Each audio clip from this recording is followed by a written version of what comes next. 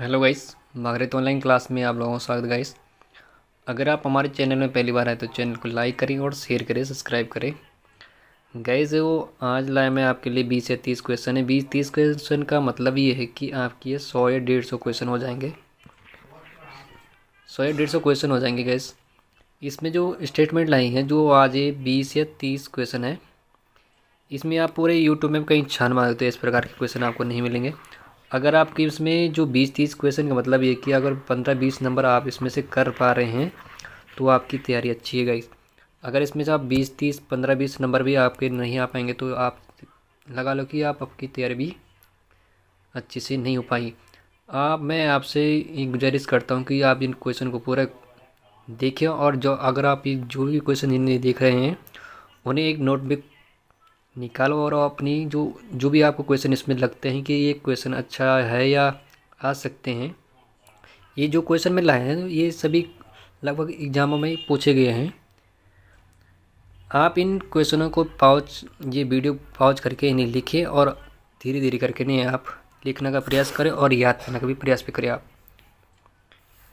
चलो हम प्रारंभ करते हैं प्रश्न नंबर 1 से, जो आपको दिख ही रहा होगा। जो प्रश्न नंबर 1 हमारा राज्य है, जो राज्य परिवार तथा ग्रामों का एक ऐसा संगठन है जिसका उद्देश्य क्या होता है? सिर्फ आत्मनिर्भर जीवन प्राप्ति होती है।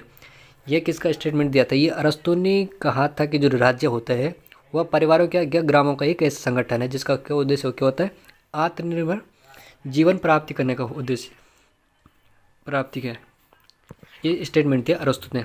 इसमें अरस्तु की बात करें तो अरस्तु के बारे में थोड़ा डिटेल से बात करता हूँ मैं आपके साथ। जो अरस्तु है गाइस, इनका माना था कि जो राज्य होता है वो सबसे पहले क्या है? एक राज्य मनुष्य से पहले है, क्योंकि वो बोलता है कि जो मनुष्य को अपनी क्या ज़रूरत होती है वह पूरे करने और अपने जीवन को उद्देश्य प्राप्त करने के लिए सक्षम बनाता है। और अरस्तु के उद्देश्य की बात करें, जो अरस्तु था उन्होंने कहा था कि जो सरकार का जो उद्देश्य होता है वो अपने नागरिकों के लिए अच्छे जीवन को बढ़ावा देने के लिए होता है, क्योंकि जिसमें क्या होता है वह जिसमें साहस और संयम जैसे गुणों की विकसित करना शामिल होता है। ये अरस्तु बोलता था कि जो नागरिक होते हैं वो चाहिए उसमें साहस होना चाहिए, साहस और संयम जैसे गुणों को उसमें विकसित होना चाहिए, तभी जाके क्या हुआ एक अच्छा नागरिक कहलाएगा। कहा जाता है जो अरस्तु है उसके शासन के 3 प्रकार का उल्लेख किया गया था। एक है जो राजतंत्र, और एक अभिजात वर्ग और राजनीति। इनमें अरस्तु ने 3 प्रकारों का उल्लेख किया था, एक राजतंत्र, एक अभिजात और वर्ग और राजनीति। इसमें अरस्तु कहता है कि जो संविधान का है वो राजनीतिक जीवन के सामाजिक और आचार शास्त्र आर्थिक संगठन पर आधारित शिला माना गया था। अरस्तु का मानना था कि जो शिक्षा है वह महत्व पर जोर देता है। अरस्तु ने बोला था कि जो शिक्षा होती है वो सबसे महत्वपूर्ण जोर देता था अरस्तु शिक्षा पे, और शिक्षा का उद्देश्य सिर्फ विद्यार्थी का जीवन का एक बेहतर व्यक्ति ही होता है। जो अरस्तु को मानना था कि जब जो व्यक्ति है उसे महत्व इस बात पे नहीं दिया जा रहा था कि उसका शिक्षा का उद्देश्य सिर्फ एक बेहतर व्यक्ति बनना है। उसका बेहतर व्यक्ति बनना नहीं, बल्कि उसमें क्या होना चाहिए, केवल एक योग्य विद्वान भी होना चाहिए। और कानून की बात करें अरस्तु की,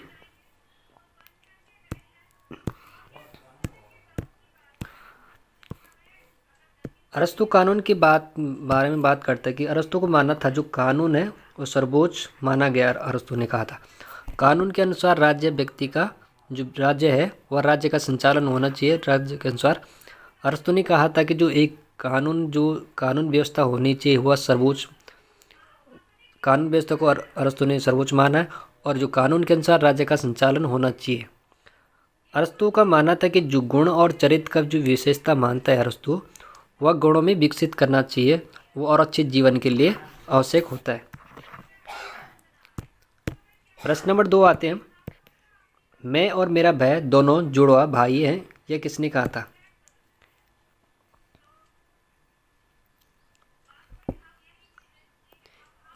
कैसे स्टेटमेंट दिया था थॉमस होम ने।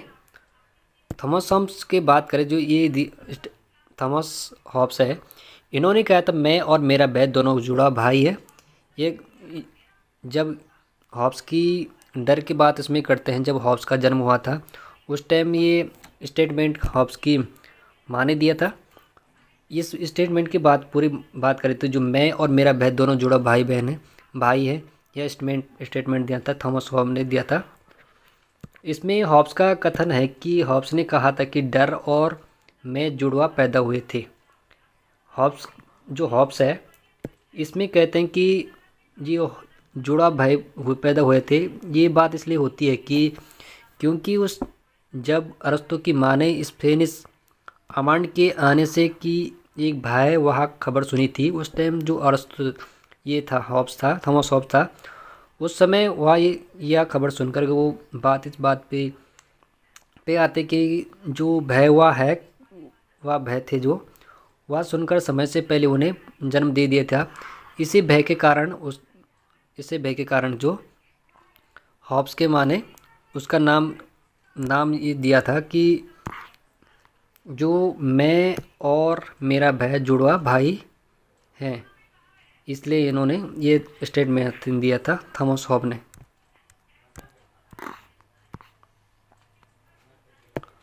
हॉब्स के राजनीतिक सिद्धांत के बात करें तो जो उसको डर द्वारा निभाई गई केंद्रीय भूमिका पर आधारित थी। हॉब्स के बारे में कहते हैं कि जो हॉब्स का जन्म होता है ये 1588 में होता है इनका जन्म, और इनकी मृत्यु 1679 में होती है। और ये एक अंग्रेजी दार्शनिक थे जो इनकी जो पुस्तक होती है 1651 में इनकी पुस्तक होती है। इनकी पुस्तक का नाम था लेवियाथन। ये ध्यान रखना पड़ेगा, जो हॉब्स है उनकी पुस्तक का नाम क्या जो 1651 में लिखी जाती है, और इनकी पुस्तक का नाम लेवियाथन है। प्रश्न नंबर 3 है, नागरिक को कार्य करने का अधिकार है, यह कथन किसका है? यह कथन दिया था लास्की ने। नागरिक को कार्य करने का अधिकार है, यह कथन किसका है? लास्की का। इसमें बात करें जो लास्की है थॉमस हॉब हम्फ्रे मार्शल है, इन्होंने कहा था जो एक अंग्रेजी समाजशास्त्री थे ये, और जिन्होंने नागरिक पर महत्वपूर्ण काम किया।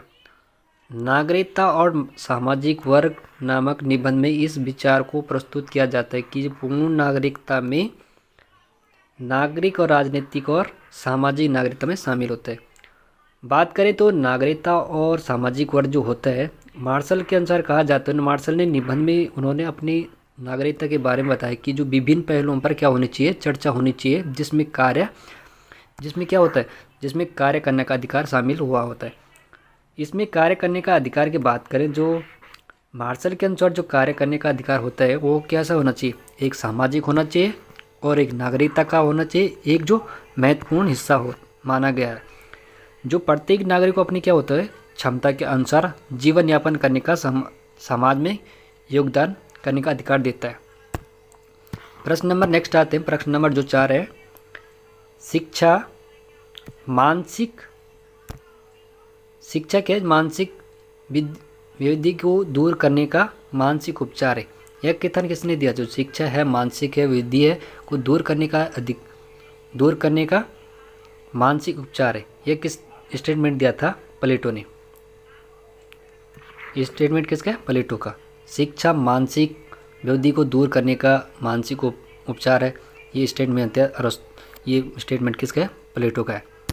कहा जाता है जो प्लेटो है उनका मानना था कि जो उनकी पुस्तक है रिपब्लिक है, ये इसमें मिलता है, जो रिपब्लिक है इसमें इनका ये स्टेटमेंट मिलता है कि कहा जाता है कि यूनेस्को में प्रस्तावना का भी एक आधार बना हुआ है, जिसमें लिखा गया कि युद्ध मनुष्य के मस्तिष्क में जन्म लेता है। युद्ध क्या होता है? जो मनुष्य के मस्तिष्क में जन्म लेता है। ये स्टेटमेंट थोड़ा ध्यान रखना पड़े, जो इसमें ये भी स्टेटमेंट आ सकता है कि जिसमें लिखा है कि युद्ध मनुष्य के मस्तिष्क में जन्म लेता है। स्टेटमेंट किसका है? अरस्तु ने दिया था। ये कहा जाता है जो प्लेटो के अनुसार शिक्षा वह माध्यम जिसमें व्यक्ति क्या होता है मानसिक बीमारियों से छुटकारा मिल सकता है। ये स्टेटमेंट दिया था प्लेटो ने। नेक्स्ट बात करें गए हम प्रश्न नंबर 5 है, जो न्याय शक्तिशाली का हित है। यह कथन किसका है? न्याय जो है शक्तिशाली का हित है। ये थ्रेसिमेक्स का कथन है। जो थ्रेसिमेकन कहते हैं कि जो न्याय होता है वो शक्तिशाली का ही हित है। ये थ्रेसिमेक्स का स्टेटमेंट है। प्लेटो द्वारा रचित जो पुस्तक है थ्रेसिमेकन नामक पात्र जो तर्क देता है कि जो न्याय होता है वह शक्तिशाली लोगों के लिए होता है। यह केवल एक नाम है जो शक्तिशाली का चालक शासक के लोगों पर चला या थोपा जाता है। ये थ्रेसिमेकन का कहना था प्लेटो का। नेक्स्ट बात करें हम तो जो संप्रभुता होते हैं। संप्रभुता नागरिकों तथा शासितों के ऊपर एक ऐसी शक्ति है जिस पर कानून का कोई बंधन नहीं होता है। यह स्टेटमेंट कहते हैं। स्टेटमेंट है ये, प्रभुसत्ता नागरिकों तथा शासितों के ऊपर एक ऐसी शक्ति है जिस पर क्या होता है, कानून का कोई बंधन नहीं होता है। यह स्टेटमेंट दिया था गाइस आपका बोंदानी दिया थी स्टेटमेंट। प्रश्न नंबर 7 आते हैं हम।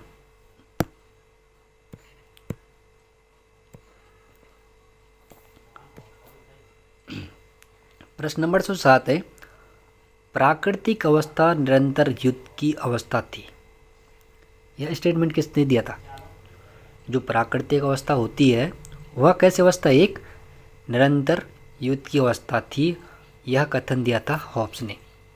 हॉब्स के बारे में थोड़ा डिटेल से बात करें हम तो हॉब्स का जो प्राकृतिक अवस्था का सिद्धांत दिया था इन्होंने, हॉब्स का मानना था कि जो प्रकृति अवस्था जिसमें कोई सरकार या समाज नहीं होता है। हॉब्स का मानना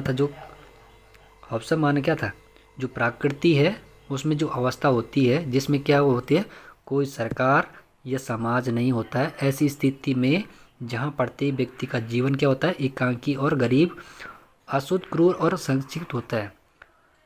निरंतर की युद्ध की बात करें हम तो हॉब्स का मानना था जो प्राकृतिक अवस्था में लोग होते हैं वो क्या करते, अपनी सुरक्षा और इच्छाओं की पूर्ति के लिए एक दूसरे के क्या करते, निरंतर संघर्ष में रहते हैं। तथा क्योंकि जहाँ पर क्या होता है, कोई शक्ति नहीं होती, जो उन्हें क्या होता है, एक नियंत्रण करने की शक्ति दी जाती है, शक्ति होती है उनमें।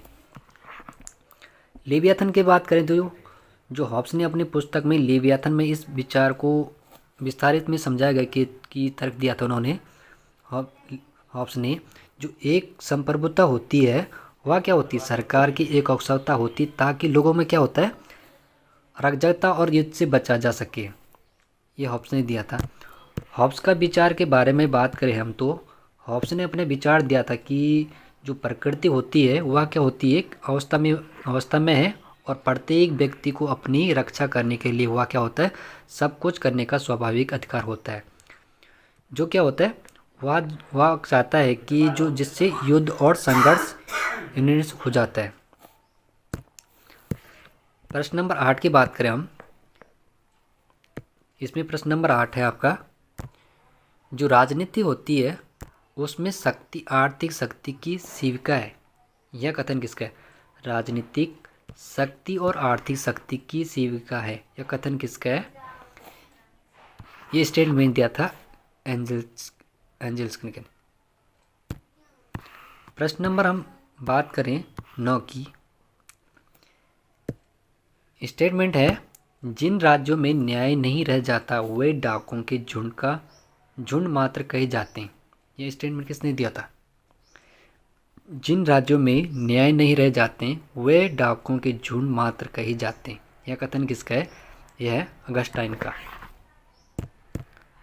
प्रश्न नंबर हम बात करें 10 है, जो प्रश्न नंबर 10 है गाइस, इसमें राजनीति शास्त्र जो सर्वोच्च विज्ञान है। यह कथन किसका है, राजनीति विज्ञान या राजनीति शास्त्र सर्वोच्च विज्ञान है। यह स्टेटमेंट दिया था अरस्तु ने दिया था। यह स्टेटमेंट जो राजनीतिक विज्ञान है या राजनीति शास्त्र है सर्वोच्च विज्ञान है, किसने दिया था, ये अरस्तु ने दिया। इसमें थोड़ा डिटेल से बात करें हम, जो थोड़ा पॉलिटिक्स की बात कर देते हैं, इसमें राजनीति शास्त्र के बारे में थोड़ा बात करते हैं। जो राजनीति शास्त्र होता है वो सर्वोच्च विज्ञान है, राजनीति शास्त्र के सर्वोच्च विज्ञान है। यह कथन प्राचीन दार्शनिक अरस्तु ने दिया था, जो राजनीतिक को समाज के लिए सबसे महत्वपूर्ण अध्ययन क्षेत्र मानते थे, क्योंकि कहा जाता है कि जो मानव होता है वह क्या होता है, व्यवहार और समाज को प्रभावित करता है। अरस्तु के अनुसार कहा जाता है कि जो राजनीति होती है वह समाज को क्या करती है, एक संगठन बनाता है और एक न्याय कल्याण के लिए क्या आवश्यकता हो, ये मेन आवश्यकता होती है। अध्ययन की बात करें तो जो राजनीति शास्त्र का अध्ययन के में हम सरकार किसमें जो राजनीति शास्त्र है उसमें हम किस चीज़ का अध्ययन करते हैं, राजनीति शास्त्र में हम अध्ययन करते हैं गाइस सरकार, कानून और समाज और अंतर्राष्ट्रीय संबंधों को समझाने की में मदद करता है राजनीति शास्त्र।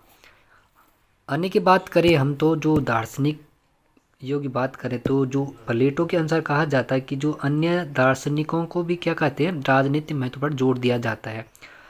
राजनीति विज्ञान का जो क्षेत्र होता है गाइस, इसमें राजनीतिक विज्ञान का क्षेत्र व्यापक है। इसमें सरकार होती है, कानून होता है, जो राजनीति अंतर्राष्ट्रीय संबंधों का क्या होता है, सार्वजनिक नीति भी होती है इसमें। और राजनीति सिद्धांत की बात करें तो जो राजनीति होती गाइस उसमें क्या होता है, व्यवहार जैसे विषयों का अध्ययन के भी इसमें शामिल होते गाइस।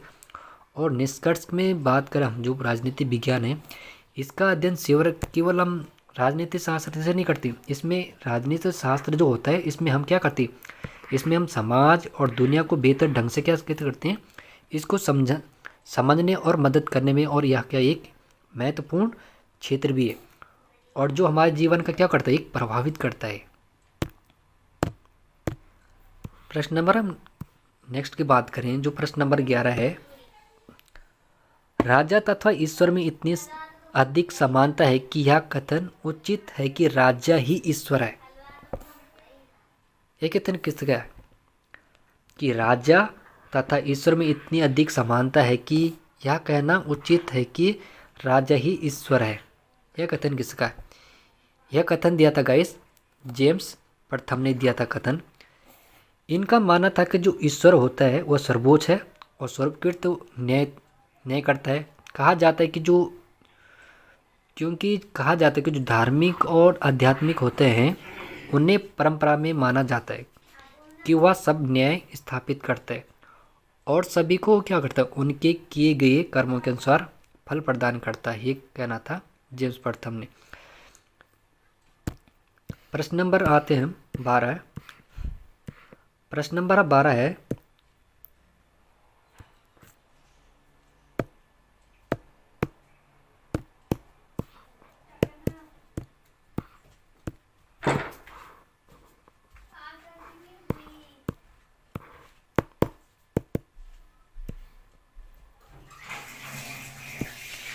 प्रश्न नंबर 12 गाइस, राज्य पृथ्वी पर ईश्वर का अवतरण, यह कथन किसका है, राज्य जो राज्य है वह पृथ्वी पर ईश्वर का अवतरण है। यह कथन किसका है, यह कथन दिया था हीगल ने।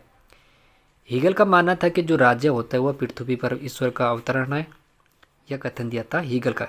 हीगल का मानना था कि जो राज्य होता है वह पृथ्वी का एक अवतरण है। यह कथन जॉर्ज विलियम फ्रेडरिक हीगल का है। और हीगल का राजनीतिक बारे में बात करें हम तो जो हीगल है वह एक दार्शनिक थे जिन्होंने राजनीति शास्त्र में क्या कहा था, एक महत्वपूर्ण योगदान दिया था इन्होंने। राज्य की अवधारणा की बात करें तो हम जो हीगल हैं उन्होंने राज्य के पृथ्वी पर क्या माना था इन्होंने, जो हीगल थे उन्होंने राज्य को पृथ्वी पर क्या कहा था कि जो ईश्वर है, ईश्वर की यात्रा और ईश्वर का अवतरण के रूप में वर्णित किया था। और कहा जाता है जो नैतिक जीवन और स्वतंत्रता की प्राप्ति इसकी भूमिका पर जोर दिए देता है। और आदर्शवादी की बात करें तो इसके दृष्टिकोण की बात करें हम, जो हीगल है वह राज्य के बारे में विचार देता है कि जो आदर्शवादी होते हैं वह क्या होता है, वह होता है राज्य को तर्कसंगत और इच्छा शक्ति और नैतिक भावना का अवतरण मानता है।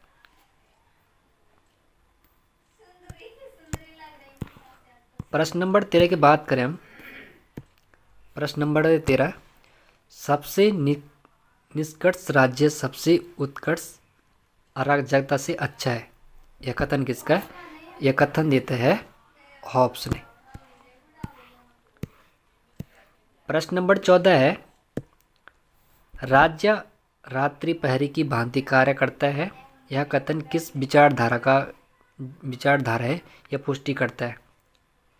जो व्यक्तिवादी होते गाइस, ये व्यक्तिवादियों का स्टेटमेंट है। जो राज्य होता है वह जो राज्य होता है वो क्या होता है, एक रात्रि प्रहरी की भांति कार्य करता है, और यह कथन देता है, व्यक्तिवादी ये कथन देते हैं। प्रश्न नंबर 15 है, जो व्यक्तिवादी होते हैं गाइस, व्यक्तिवादी राज्य नियंत्रण की बुराई को अंतर्जीत करता है। यह कथन किसका है? गिलक्रास्ट का कहना था गाइस को जो व्यक्तिवादी होता है वह क्या होता है, राज्य नियंत्रण की बुराई को अंतर्जीत करता है। यह गिलक्रास्ट का कथन है। प्रश्न नंबर 16 गाइस, संपत्ति चोरी है, यह कथन किसका है? संपत्ति चोरी है, यह कथन किसका है? यह कथन दिया था गाइस प्रोंदा का।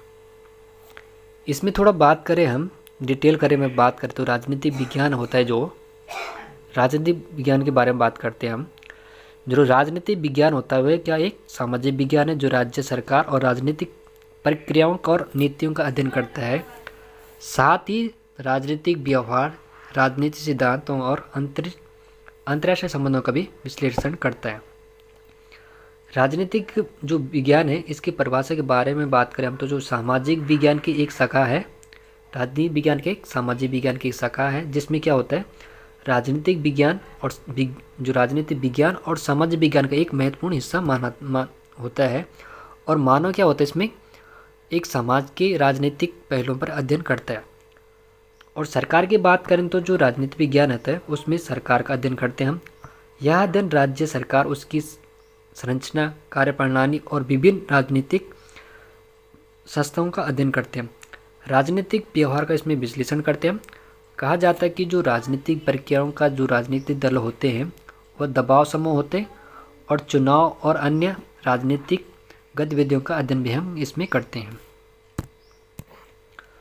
राजनीतिक सिद्धांत की बात करें हम, जो राजनीतिक सिद्धांत है गाइस, इसमें राजनीतिक सिद्धांत के विश्लेषण की बात करें हम तो यह क्या एक राजनीतिक सिद्धांतों को विचारधाराओं का एक न्याय और स्वतंत्रता, समानता जैसी महत्वपूर्ण राजनीतिक अवधारणा का अध्ययन करते हैं हम राजनीतिक विज्ञान में।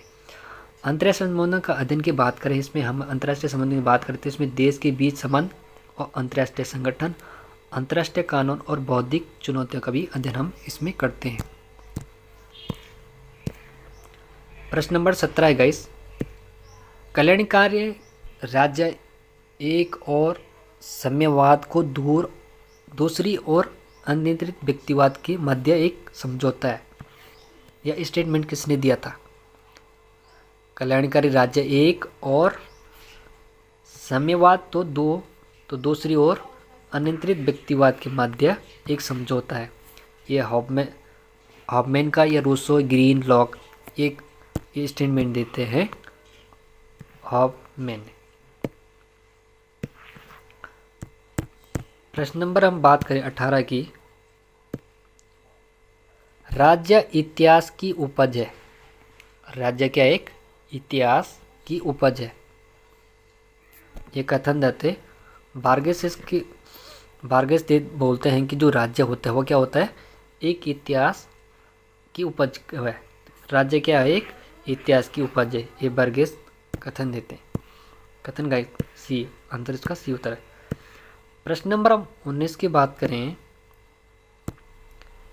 किसने कहा था कि राष्ट्रीयता योग्यता राज्य है?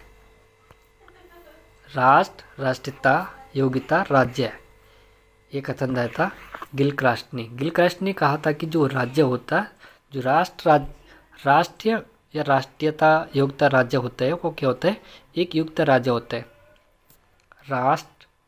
राष्ट्रीयता योग्यता राज्य, एक गिलक्रास्ट ने दिया था कथन। प्रश्न नंबर 20 की बात करें हम, किसने दबाव समूह को गुमनाम साम्राज्य की संज्ञा दी थी? किसने दबाव समूह को गुमनाम साम्राज्य की संज्ञा दी थी? ये दिया था फाइनर ने। प्रश्न नंबर है 21, एक वर्ग एक वर्ग विभाजित समाज में आर्थिक समानता असंभव है। एक वर्ग विभाजित समाज में आर्थिक समानता का असंभव है, यह कथन देते लेनिन। प्रश्न नंबर 22 है, राज्य व्यक्ति का विराट रूप है, यह कथन कौन देते हैं? राज्य व्यक्ति का विराट रूप है, यह कथन देते हैं प्लेटो। प्रश्न नंबर 23 है, मनुष्य एक सामाजिक प्राणी है, यह कथन किसका है? मनुष्य एक सामाजिक प्राणी है, यह कथन दिया था गाइस अरस्तु ने। अरस्तु की बात डिटेल में करें हम तो जो अरस्तु है इसका जन्म होता है गाइस 384 ईस्वी में इसका जन्म होता है। और जो मकदूनिया के स्टेट गिरी में जो अफ्रीका है नामक स्थान पे वो इनका जन्म हुआ था। अरस्तु था जो प्लेटो से शिक्षा ग्रहण करने आया था, और परंतु कहा जाता जी इसने शीघ्र ही उसका शिष्य बन गया था। प्लेटो के बारे में बात करते हैं तो जो प्लेटो की मृत्यु के बाद जो अकादमी का जो अध्यक्ष बन सका, इसलिए इसे एशिया का माइनर या हानिया ईरान चला गया था, और वहाँ जाके इन्होंने शासन के हानिया की एक उसका जो हानिया के लोग थे उन्होंने इसका स्वागत किया था, और अपनी बात इन्होंने दस्तक पुत्र का विवाह उसके जो साथ विवाह कर दिया था इन्होंने। कहते हैं कि जो अरस्तु था उसने यहीं पर 158 देशों का क्या करा था, इन्होंने अपनी व्यावहारिक अध्ययन में यहाँ पे प्राप्त कर लिया था। कहते हैं जो अरस्तु है उसने 158 देशों का संविधानों का अध्ययन किया था, और कहते हैं जो अरस्तु था उसने अपने जो शिष्य इनका थे सिकंदर, जब विश्व विजेता बना था तो सिकंदर की मृत्यु हुई थी। तो कहते हैं जो अरस्तु था उसने यूनान छोड़ना पड़ा था उस टाइम वहाँ पे। इन्होंने यूनान जब छोड़ा था 322 ईस्वी पूर्व, इनकी मृत्यु हो गई थी वहाँ पे। और अरस्तु के बारे में बात करते हैं तो जो अरस्तु थे उनके पिता का मानना था कि जो निकमेचस था, जो उनके पिता की मृत्यु बचपन में ही उनकी हो गई थी, और इसलिए देखभाल का कार्य जो होता है प्रोसेक्स ऑफ स्टेटनेस था, जो इन्होंने इनकी देखभाल की थी।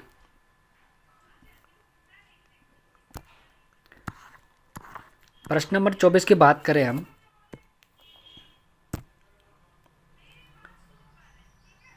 प्राकृतिक अधिकारों का सिद्धांत एक बकवास है, यह किसका कथन है? जो प्राकृतिक है प्राकृतिक अधिकारों का सिद्धांत क्या हो तो एक बकवास है, यह कथन दिया था बेंथम ने।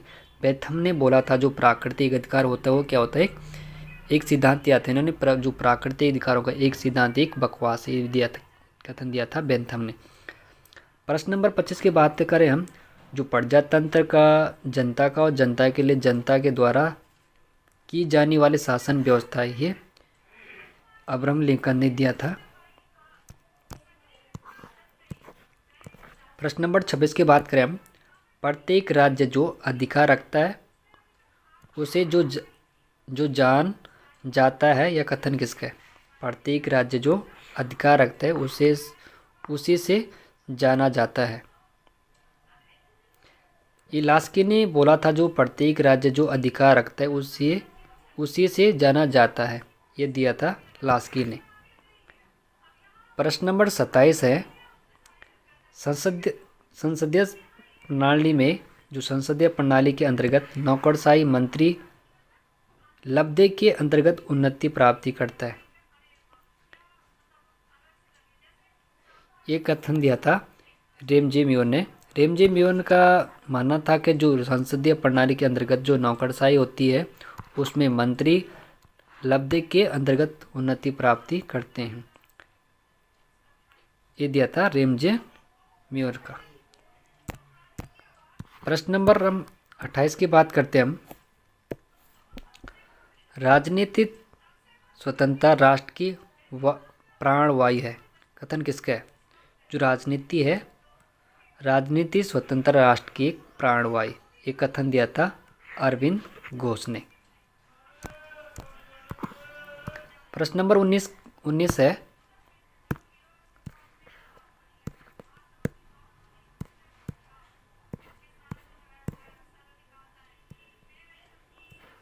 29 है, प्रश्न नंबर 29 है ये।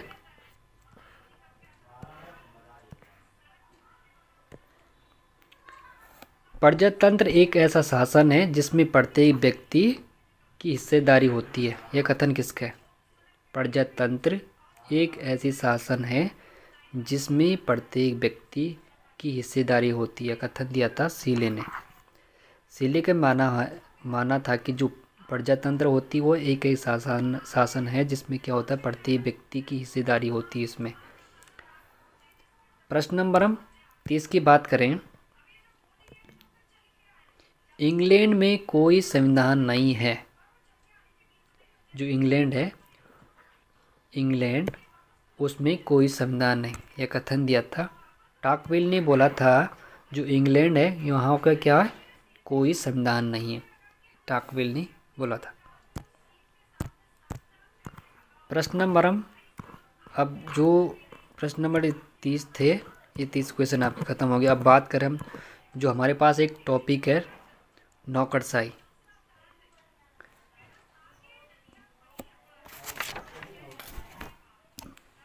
लोक प्रशासन में हमारे पास एक टॉपिक है नौकरशाही। नौकरशाही की बात करें हम, जो नौकरशाही होता है वो क्या होता है?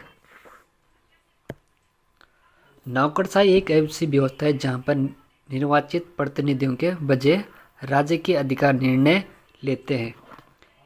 यह एक पदानुक्रमित संरचना होती है जहाँ पर नीतियाँ, कानून और विनियमों का विभाग के मध्य क्या होता है, लागू किया जाता है।